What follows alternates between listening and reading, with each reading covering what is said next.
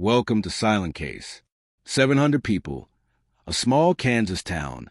Gone without a trace. Could something beyond our understanding have taken them? Join us as we explore the unsolved mystery of Ashley.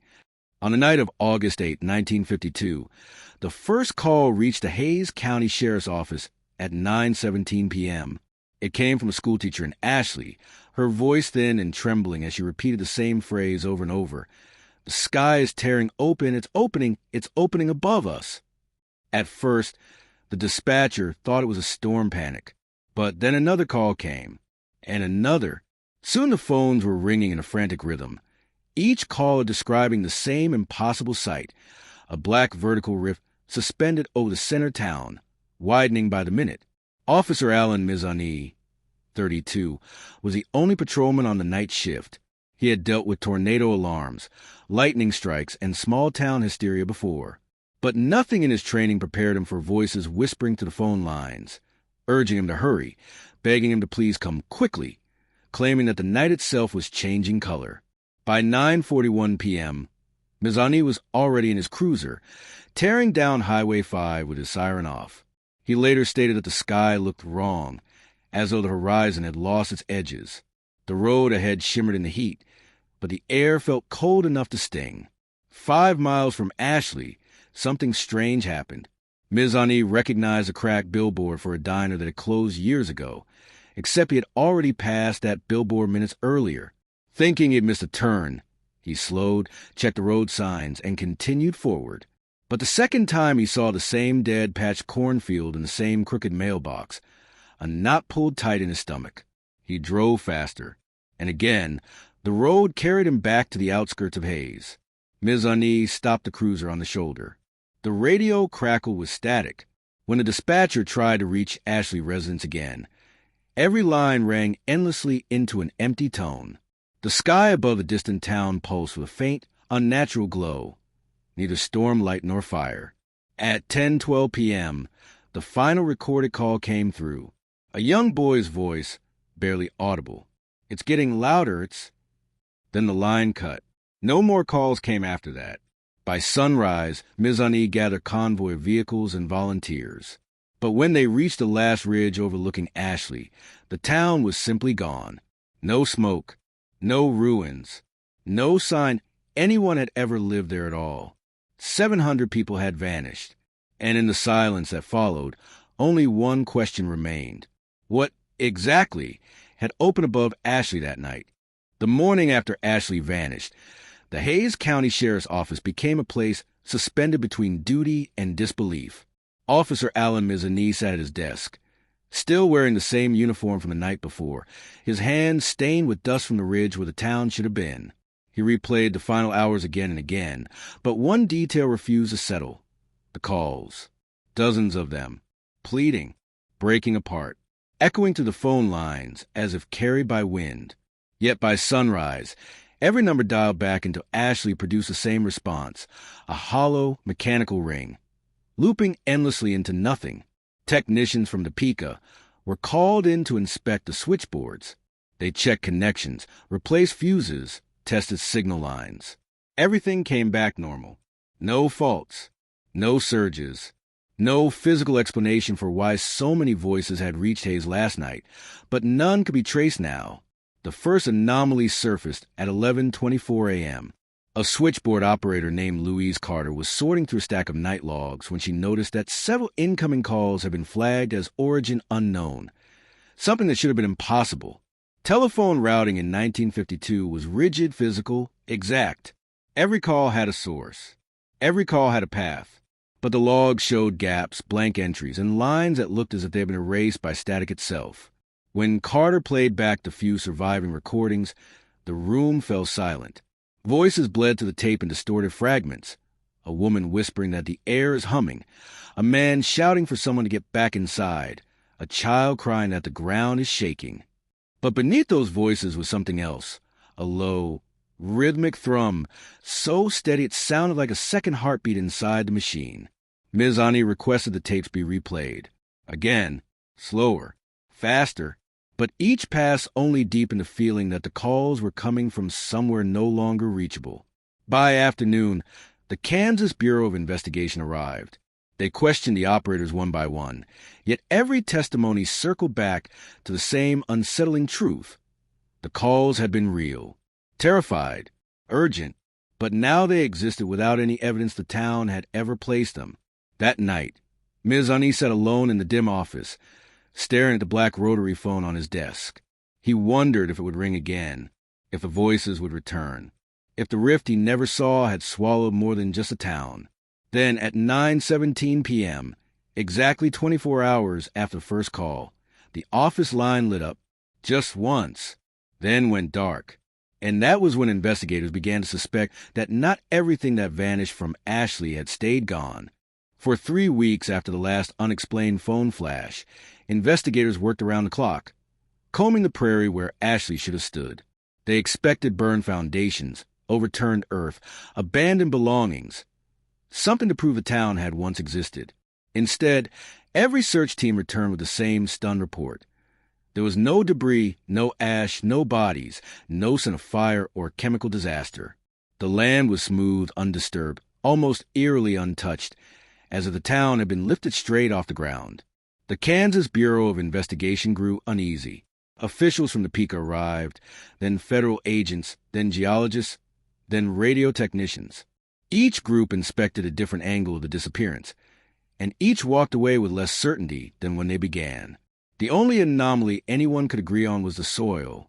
In places where the main road should cut across the town square, the dirt appeared older, compressed, hardened, stratified, as though decades had passed in those 3 missing weeks. But no report could safely include that. On September 2nd, 1952, the state declared the Ashley investigation inconclusive. A closed meeting followed. Witnesses were dismissed. Technicians were sworn to silence. And Officer Allen Mizani, the last person to hear a living voice from Ashley, was pressured to sign a statement he later confessed felt like rewriting reality. That evening, authorities issued their final explanation. A geological event, likely a localized sinkhole, destroyed the town. There were no press questions, no photographs released, no funerals permitted. Behind locked doors, the case files were sealed and tucked into a basement archive in Topeka, stamped with single phrase in red ink. No further action. Mizani tried to move on, but the silence weighed on him. The families of the missing, parents, siblings, spouses, flooded his office every day for months, seeking answers he no longer trusted himself to give. Some brought photographs of loved ones. Others brought letters. A few brought items they found at the ridge. A single boot, a rusted lunch pail, a locket snapped open as if someone had torn off in fear. None of these objects matched the official line that nothing had survived. By winter, grief hollowed the town of Hayes. Ashley's name was whispered only in kitchens, never in daylight. The story faded into rumor. Children were told not to repeat it. And just like that, Ashley, Kansas, a town of 700, became a ghost entry, erased quietly from maps and memory. But 3 decades later, in 1983, a file clerk in Topeka opened a forgotten storage drawer and found something wedged behind the sealed boxes, something that wasn't listed in any inventory. And that discovery would reopen everything. In the spring of 1983, the basement of the Topeka Records Annex smelled of dust, cardboard, and the slow decay of forgotten history. It was a place few people visited willingly, a maze of metal shelves and sagging boxes that recorded the state's quiet tragedies. On a rainy Tuesday morning, Eleanor Price, a 58-year-old file clerk nearing retirement, was sorting through old disaster reports when she noticed something strange. Behind a row of sealed KBI storage crates sat a single wooden box, wedged deep against the back wall.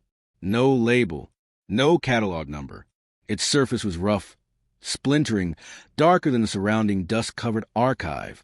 Eleanor assumed it was misfiled, maybe slipped there during a past inventory. But when she dragged it out, she felt immediately that something was off. It was too cold to the touch, too heavy for its size. And inside, something rattled. That afternoon, she carried the box upstairs to her supervisor, who dismissed it at first, until he saw the faint stenciled letters burned into the underside. Ashley, 1952. Property hold. He frowned. There were no surviving items from that case, he said. Nothing was logged. But Eleanor insisted. The box did not appear on any index. It had never been signed in, never assigned to a case officer. It existed outside the archive's record system, which, for state evidence, was not just unusual. It was impossible. They opened it together in the copy room, under the hum of flickering fluorescent lights. Inside lay a stack of aged documents, a tarnished metal badge, and a small reel of magnetic tape, labeled only with the date August 8th final. Beneath those items was a folded map of Ashley, its paper brittle and yellowed, but marked with pen strokes that no official blueprint had ever included. Strange curves, intersecting lines, and a symbol drawn in the center of the town square, a dark, vertical oval. The moment the box was opened, the fluorescent light above them flickered twice and went dark. Eleanor felt something shift inside her, not fear exactly, but the unsettling sense that the box had been waiting, not lost, not forgotten, waiting. Her supervisor ordered her not to mention the discovery. The box was to be resealed and placed on his desk. But that night, long after the building closed, Eleanor returned. She couldn't stop thinking about the tape, labeled in a handwriting that felt desperate, hurried. If there had been a final recording, whose voice was on it? She took the reel home, and when she pressed play, just after midnight, a familiar sound filled her living room, a low, rhythmic thrum. The same sound investigators had heard in 1952, the sound that had never been explained. And beneath it, a voice beginning to speak. The reel clicked twice before the audio steadied. Eleanor leaned forward in her armchair, the glow of her small living room lamp casting long shadows across the walls. At first, all she heard was the same low, rhythmic thrum she remembered from the archive recordings, steady, pulsing, almost like breath being pulled through a hollow place.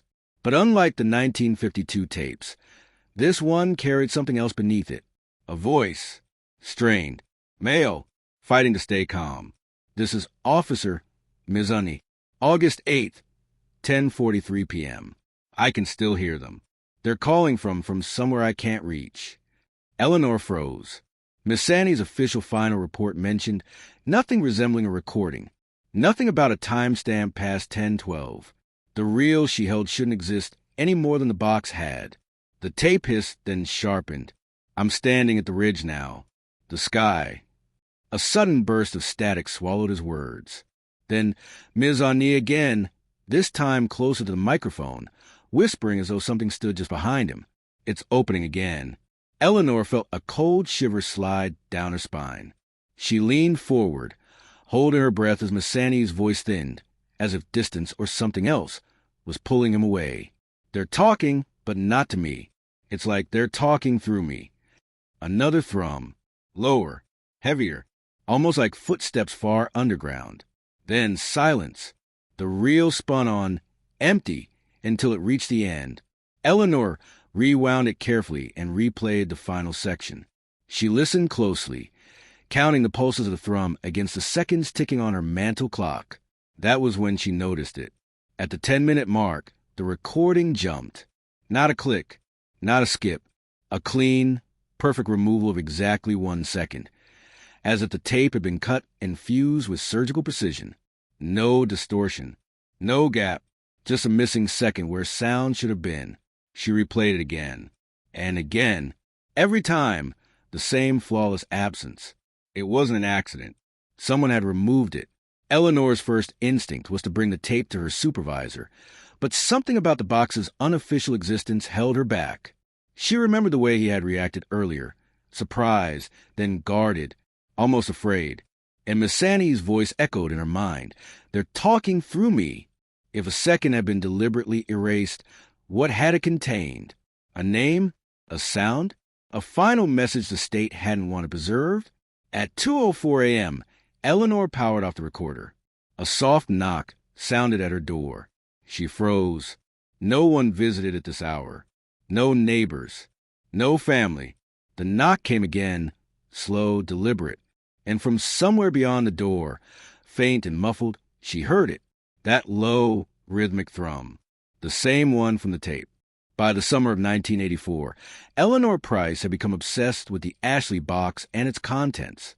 She began tracking down anyone who had been involved in the original 1952 investigation, hoping to find someone who might still remember what had really happened.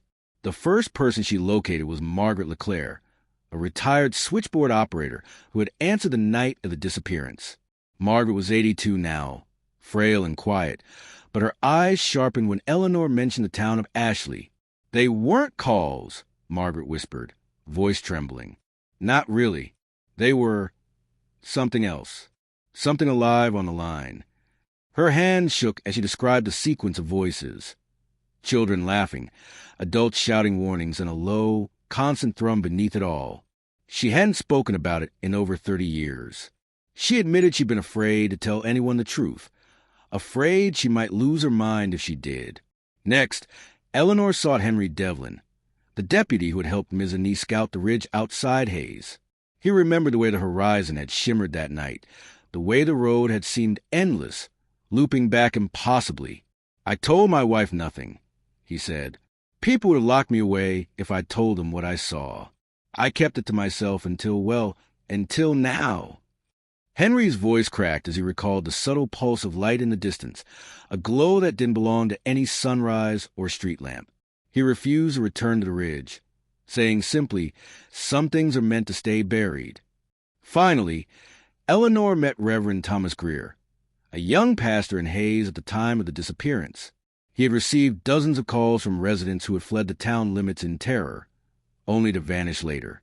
He remembered a single phrase whispered repeatedly in those fragmented conversations: "Come outside." Even after decades, it haunted him.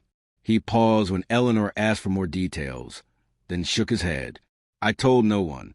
I still hear them sometimes." Across 3 separate homes, 3 witnesses spoke the same truth. The events of Ashley were far stranger than any official record suggested. Each account contradicted the sanitized reports, yet a pattern emerged. All described a persistent thrum, the same black void, and voices that seemed both alive and distant. They had carried the memories silently for decades, leaving their own lives unsettled, unspoken, and haunted. Eleanor realized she was uncovering not just facts, but a network of fear that had survived far longer than the town itself. Each witness had been silenced, voluntarily or otherwise, leaving an invisible trail of memory she was now piecing together. As she prepared to leave Reverend Greer's house, he handed her a folded note with trembling hands, written in faded pencil with the words, "They are still here. Watch the children." Eleanor felt a chill sweep her spine. The message suggested Ashley's disappearance had left echoes beyond the town's boundaries, and that those echoes were far from finished. The investigation, she realized, was only beginning. A week after speaking with the last of the surviving witnesses, Eleanor returned to the box, her hands trembling as she lifted the fragile map of Ashley from its resting place. The paper was brittle, stained by decades of moisture, but the pen markings remained sharp. Lines that did not match official surveys, symbols no one in the archive could explain. In the center of the town square was the same dark oval, inked deliberately, as though it had been the origin of everything. Eleanor had studied the map for hours before noticing a detail she had previously overlooked: small black rectangles along the perimeter, carefully scratched out. Whatever had been drawn there had been deliberately erased. The redaction was meticulous, consistent across the edges of the paper, as if someone had been protecting knowledge that was never meant to resurface. She compared the map to the aerial surveys taken in 1950. Streets did not align. Buildings were missing. Public spaces were distorted. And the shapes along the redacted sections, homes, schools, a church, seemed to vanish completely when cross-referenced with old records. It was as if someone had deliberately erased certain structures from the town's memory, and the map was a fragment of a truth that had been violently suppressed. Her curiosity drew Eleanor to the symbols, the central oval pulse in her mind, connected by thin lines to the corners of the town. She realized that the map was not just a record of streets or houses. It was a diagram of something unseen, a spatial representation of the anomaly reported in 1952. The black void, the rift, the calls, the looping roads. It was all embedded here in ink, awaiting someone who could interpret it. Late that evening, she made photocopies of the map and brought them to her small study. Under the flickering lamp, she began tracing the lines, connecting the dots, sketching patterns in the margins. As she worked, she noticed another set of small, nearly imperceptible symbols in pencil. Circles and crosses, scattered around the erased areas. They were subtle, almost invisible, as if meant only for someone already initiated in the secret. Her hands shook as she realized what she was looking at. The redactions weren't mistakes. They were deliberate censorship. The town had been erased once physically and again on paper. The symbols hinted at something deeper, something tied to the town's final moments, the missing second on Masani's tape, and the witnesses who never spoke again. Eleanor leaned back, staring at the lines and darkened ovals. She felt a cold certainty settle over her. The map was a guide, a warning, and a record of a place that existed between memory and disappearance. And if she could decode it, she might finally understand why Ashley had vanished, and whether it could ever happen again. She reached for the tape reel. The map and the recording would have to be examined together. The investigation was entering its most dangerous phase yet. Eleanor's research led her next to a man few had spoken of in decades, Samuel Carter, a retired farmer who had lived on the northern edge of Ashley in 1952. He had been 15 at the time, one of the last to see the town before the night of the disappearance. Records had overlooked him entirely. His family had long since been presumed missing along with the rest of Ashley. Yet Samuel had survived, though he spoke very little about it, and only to select strangers. When Eleanor finally tracked him down in a small, dimly lit home on the outskirts of Topeka, he was cautious. The walls were lined with shelves of old tools, photographs, and dusty jars. Samuel's eyes, however, betrayed something far older than his 78 years, a weariness born not of age, but a memory. "I wasn't meant to be here," he said, voice low and hoarse. "They tried like they tried with everyone else. But something," he paused, swallowing hard, "something pushed me back." He recounted the night of August 8th, describing the black rift that opened above the town, the strange hum that vibrated through the earth, and the lights that danced along the horizon. His story mirrored the archived testimonies, yet added chilling detail. At the edge of the rift, figures had emerged, some blurred, some recognizable, yet distorted. The townspeople who had approached them vanished instantly. Samuel had fled into the woods with his younger sister, hiding until the rift collapsed into a dark stillness, leaving him alone. Eleanor listened, taking meticulous notes. Every phrase, every hesitation, suggested a man reliving trauma rather than fabricating it.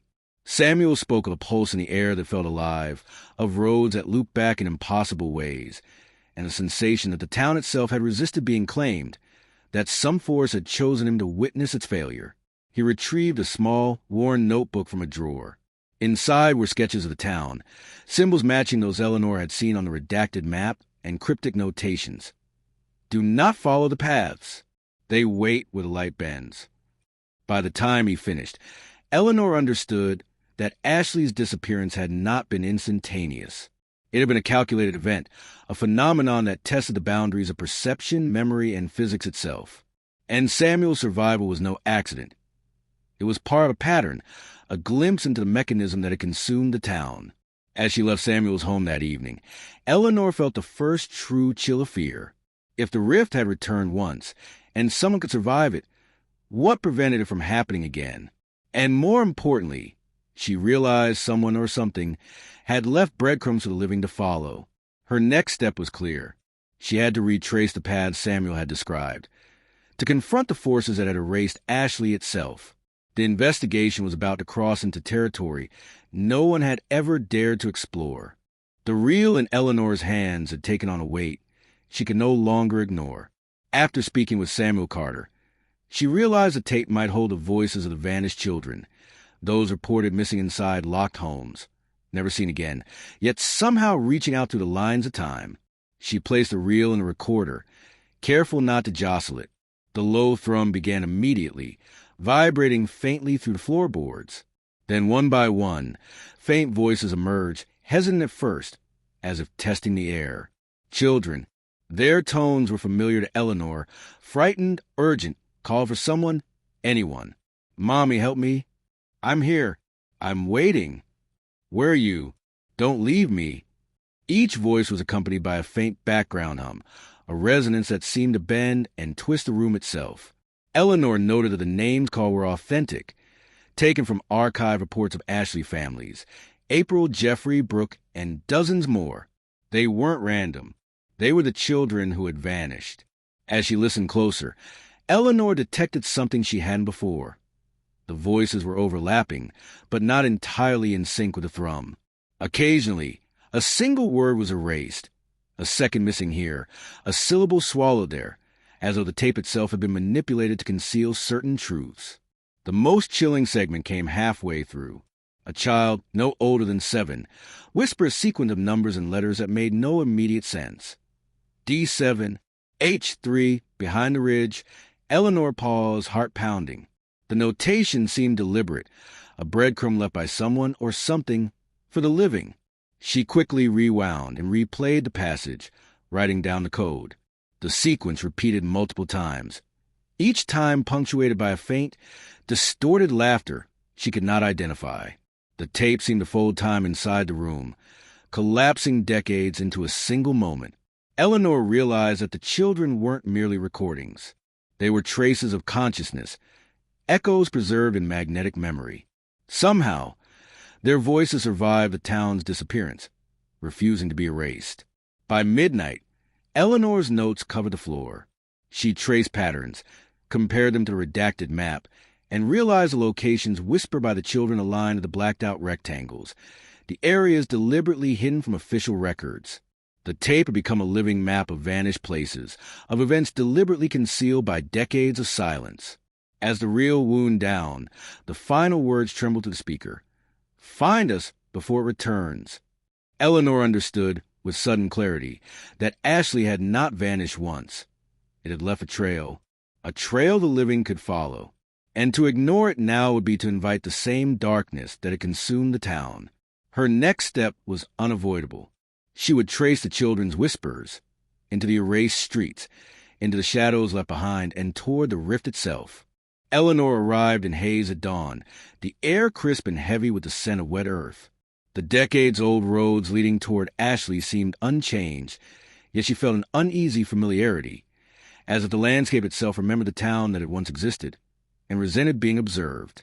Samuel Carter had drawn her a route, a path that avoided the loops Ms. Ani had described, guided instead by landmarks only visible to those who had survived the first disappearance. The field where Ashley had once stood stretched ahead. To the untrained eye, it was nothing more than a flat expanse of grass and scattered wildflowers. But Eleanor noticed subtle distortions in the terrain. Depressions in the soil, the faint shimmer of heat in the morning sunlight, and an unnatural alignment of stones that seemed to mark the edges of something hidden. Her heart beat faster with every step. She followed the children's coded directions, comparing them with the redacted map, and soon found herself standing at the center of the black oval sketched decades earlier. Here, the air seemed denser, vibrating with a low, imperceptible hum that matched the thrum on Miss Annie's tape. Eleanor's palms were sweaty and her knees weak, yet she pressed forward. The first sign of movement was subtle, the grass along the oval's edge bending in a direction that shouldn't have been possible. Then, a faint glow emerged from the ground, faint but persistent, pulsing in the rhythm of the voices Eleanor had heard on the tape. The children's whispers came again, not through speakers, but through the air itself, overlapping the low vibration. "Here! Find us! Hurry!" Eleanor stepped closer, following the pattern marked by the erased rectangles on the map. The ground beneath her feet began to hum more loudly, almost like a heartbeat. Shadows twisted unnaturally, stretching across the field without source. Her breath caught as she realized the loop Ms. Ani had described was not confined to a road. The land itself had folded space, resetting any attempt to cross it without proper guidance. Then, abruptly, the hum ceased. The glow vanished. The field fell silent. Eleanor stood alone, her notes scattered in the wind, the tape spinning still in her recorder back in her room. The rift, the voices, the vanished town, all had receded, as if nothing had ever happened. She sank to her knees, exhausted, shaken but resolute. Return to zero, she thought, the place where time, memory, and reality converged, waiting for someone to make sense of it. The children's whispers had not been a warning. They had been instructions. And the box, the tape, the map, and the witnesses were pieces of a puzzle that had survived the erasure. Eleanor rose, brushing the soil from her hands. The next phase of the investigation would demand more than courage. It would require confronting the unknown, the force that had taken Ashley, testing it, tracing it, and finally, understanding why 700 people had simply vanished. And somewhere, beneath the earth, the field pulsed faintly once more. Night had fallen over the outskirts of Hayes when Eleanor returned to her temporary study. Her notes and maps sprawled across the wooden table. The field where Ashley had vanished still haunted her thoughts, the memory of the glowing oval pressing against the edges of her mind like a weight. She replayed Miss Annie's tape once more, letting the low thrum fill the room, the children's whispers threading through the darkness. Then she heard it, faint at first, almost a trick of the wind, but undeniably real, a voice distant calling her name. Eleanor. She froze. The sound was low, trembling, yet it carried unmistakable urgency. Her rational mind tried to explain it. A neighbor, the wind over the trees, a passing car, yet every instinct screamed otherwise. The voice did not belong to anyone nearby. It belonged to the past, or something that had survived it. She followed the sound to the front porch, the cool night air brushing against her face. The voice repeated, clearer this time, "Find us before it's too late." It was a child's voice, sweet and terrified, almost identical to the ones on the tape. Eleanor's pulse quickened. The tape had not been recording. It had been a conduit, a warning that the town's disappearance was not fully sealed. Eleanor returned inside and shut the door, trying to ground herself. She pored over her notes, connecting the children's coded directions to the redacted map, to Samuel Carter's sketches, to the glowing oval. Every detail pointed to the same conclusion. Ashley had not simply vanished. It had been contained, hidden, waiting, and the children's voices were the only link remaining. Hours passed. Eleanor traced patterns across the map, her fingers trembling as she marked intersections, erased rectangles and hidden ovals. The voice returned intermittently, faint, urging her on. Hurry, hurry! Each repetition seemed to pulse with the same rhythm as the earth beneath the field she had visited. It was as if the town itself, or something within it, was alive, speaking through decades of silence. By 3:17 a.m., Eleanor felt a new understanding forming, sharp and terrifying. The town had been erased, the people taken, yet fragments of them remained.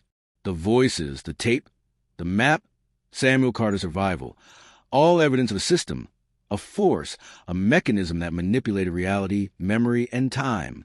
And now, Eleanor realized the rift was reaching out again. The children were not just asking for help.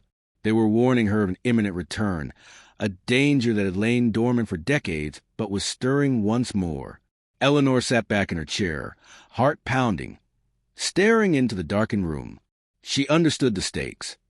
If she failed to follow the instructions, to interpret the voices correctly, the disappearance had happened again, not just to a town, but potentially to anyone who crossed its path. And somewhere beyond the walls of her study, a whisper lingered.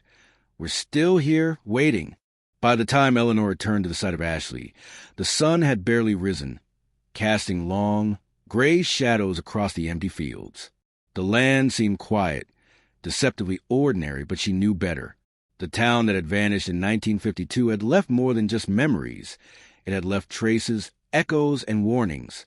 She carried the redacted map, Miss Annie's tape, and her notebook filled with Samuel Carter sketches, the children's whispers, and every fragment she had collected over the past months. Walking toward the center of the black oval, Eleanor felt a faint vibration beneath her feet, almost imperceptible but unmistakable. The grass bent slightly against her steps, following no natural pattern, as if the earth itself were acknowledging her presence. She knelt and pressed her hands against the soil, sensing layers of time compressed in a single field. Every erasure on the map, every coded direction on the tape, pointed here, to the heart of what remained. Eleanor traced the perimeter of the oval, noting subtle depressions, glimmers of displaced soil, and the alignment of small stones marking the erased edges of homes, streets, and playgrounds. Each marker was a silent testament, a memory of life that had once pulsed here, now obscured from official records. She realized that Ashley had not been obliterated in the usual sense. It had been folded into reality, a parallel that existed only when certain conditions aligned, when voices, maps, and memories converged. In the distance, the wind carried faint whispers, fragments of the children's voices from the tape. They were urging, guiding, reminding her the loop Samuel Carter had survived, the redactions Margaret LeClaire had feared, and the instructions Eleanor had followed step by step. Every clue she collected over decades led to the same truth. Ashley's disappearance was neither random nor chaotic. It was a deliberate orchestration, a phenomenon beyond comprehension, leaving only hints for those willing to seek the truth. Eleanor stood, looking across the field, and for a moment, the silence was complete. No wind, no birds, no distant hum. Only the faint heartbeat of a town that had once been. She understood the fragile balance that had allowed her to witness it. One wrong step, one failure to follow the breadcrumbs, and she could have been absorbed like the rest. She knelt again and placed the map in the soil, aligning it with the faint traces of town. For the first time, she saw the entire pattern, the loops, the black oval, the erased rectangles, and how they corresponded to the events, the calls, and the voices that had survived for decades. Eleanor stepped back, breathing deeply. Ashley no longer existed in any conventional sense, yet its memory, its warnings, and its echoes persisted. What remained was not a town, but a testament of lives erased, of secrets hidden, and of the fragile line between reality and the unknown. And somewhere beneath the earth, she felt it stir once more, a reminder that some mysteries never fully end. Thanks for watching. See you in next story.